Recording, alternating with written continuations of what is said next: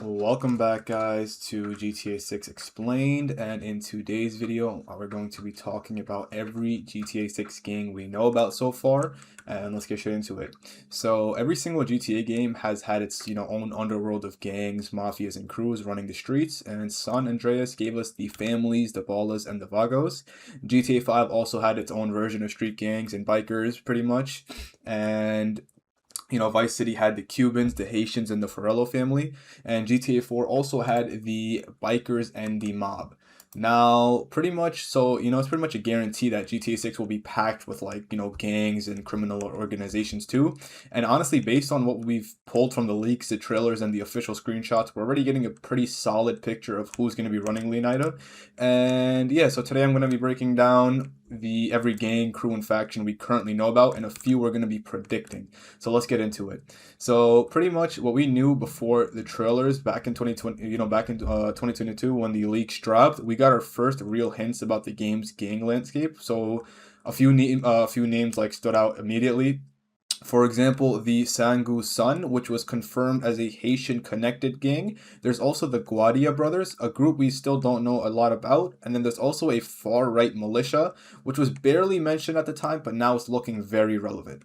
Now, pretty much the clearest gang we've seen in motion is the Final Chapter MC, which was based out of Ambrosia. According to official screenshots, the club was founded in 1982, and we get a good look at them riding together through the streets. So a few details worth noting were that the members vary wildly in size. For example, one guy towers over the rest of the group, and their jackets share a consistent design but aren't identical, suggesting different ranks or chapters. And one photo even shows a member wearing a Liberty City Cycles cap, a fictional bike brand, with the word enforcer stitched onto his jacket. The enforcer patch is a big clue because it pretty much tells us this isn't just a loose group of riders, there's an actual rank structure, which tracks with how motorcycle clubs have always worked in GTA, since we've seen bike gangs before in GTA 4, GTA 5, and even Vice City, and it usually just runs a mix of legitimate fronts and organized crime on the side. Ambrosia also looks like it'll be in their home turf. Now, the Sangue Sun and the Haitian connection, pretty much for this gang, is going to be like the Sangue Sun gets, real screen time in both trailers. In trailer 1, we spotted an NPC wearing a chain that hinted at the gang before we even knew their name. And also, then in trailer 2, their actual emblem shows up on a wall while Jason drives past a police stop. And the surrounding mural style is unmistakably tied to Haitian culture. And pretty much, this has led a lot of fans to wonder if the Sangue Sun is basically like a spiritual successor to the original Haitian gang from Vice City, or supporting that theory. And supporting that theory, pretty much an NPC in trailer 1 wears a blue bandana, the same color associated with the Vice City Haitians.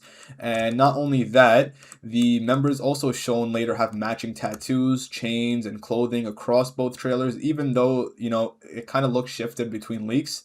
There's also a tattoo reading Pearl on one character's chest, and in a separate screenshot, a row of comms units spell out PEARL, which is pretty much Pearl, but that's likely the name of the neighborhood or block this gang controls. And pretty much, yeah, that's like the name of the block or neighborhood, etc. And it lines up with like other shots of dirt bikes, ATVs, and street murals in the same area.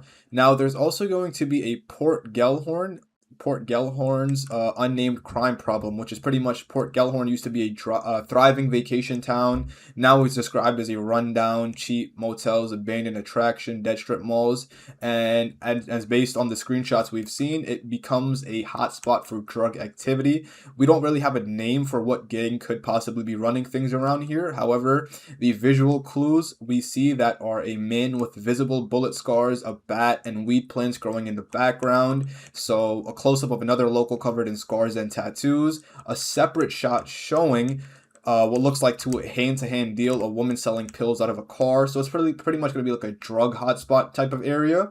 And it's safe to assume that Port Gellhorn will have its own dedicated criminal presence, even if Rockstar hasn't actually given us an official name yet of who will actually be running the area. There's also going to be the Grassy Areas militia. So this is where like the far-right militia league might finally have a face.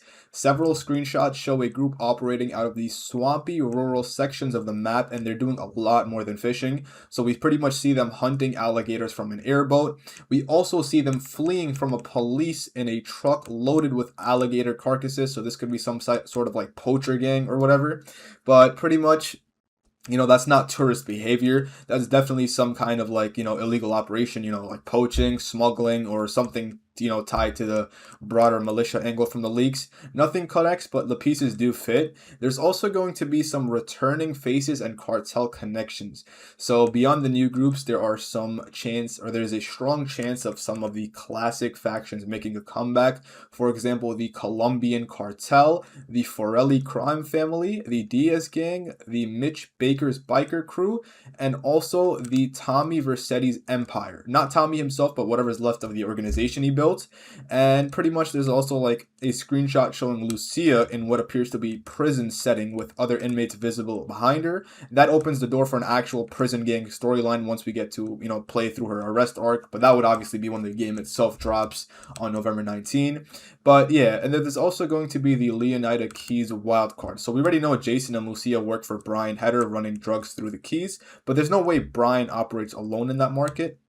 Logically, there should be a rival crew or cartel contesting that territory. Someone, the protagonist will end up fighting or clashing with throughout the story. There's also, given how GTA games are usually structured, every gang needs an opposing gang. So you could definitely expect some sort of like war that you would have in the campaign.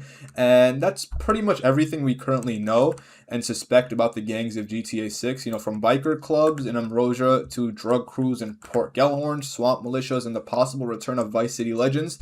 Leonida is definitely shaping up to be one of the most gang-heavy maps Rockstar has ever built. And maybe you might even be able to join one of the gangs, whether that be in GTA Online or in the campaign, but we'll just have to wait and find out for the game to actually drop to see for that. But yeah, this is, all still speculation pieced together from trailers and leaks, so take it with a grain of salt. But I do think we've got a pretty strong outline of what's coming. And let me know in the comments which gang you're most excited to see in action, and I'll see you guys in the next one.